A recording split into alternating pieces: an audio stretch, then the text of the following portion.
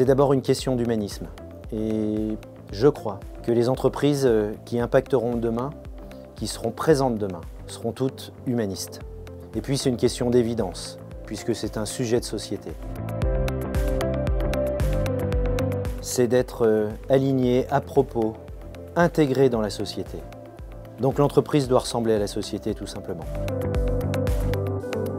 Premier sujet, c'est que chacun ait sa place dans l'entreprise, que cette diversité soit visible. Et chez Boulanger, elle l'est visible, que ce soit dans nos magasins, nos entrepôts, dans nos bureaux. On ouvre les portes de notre entreprise pour que des gens de la diversité puissent venir la découvrir et puissent avoir envie d'y travailler. On a signé aussi un partenariat avec un sportif, handisport, Arnaud Assoumani, qui a ramené plusieurs médailles pour l'équipe de France. Enfin, et déjà depuis un certain nombre d'années, lors de nos ouvertures de magasins, nous recrutons sans CV.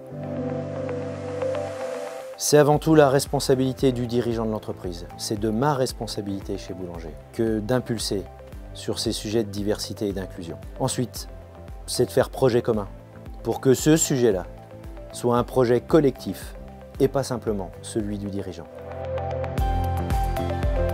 La crise du Covid nous a mis en pleine figure nos excès, nos contresens, nos incohérences. Il n'y aura pas dans l'avenir de profit sans humanisme, sans éthique, sans sens.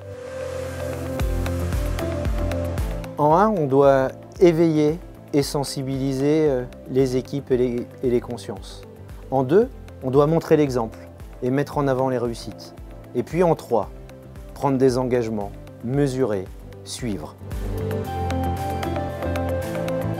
Oui, même s'il y a une prise de conscience. Ce que j'ai envie de dire, c'est que la volonté doit être plus forte que les efforts à fournir sur ces sujets d'inclusion et de diversité.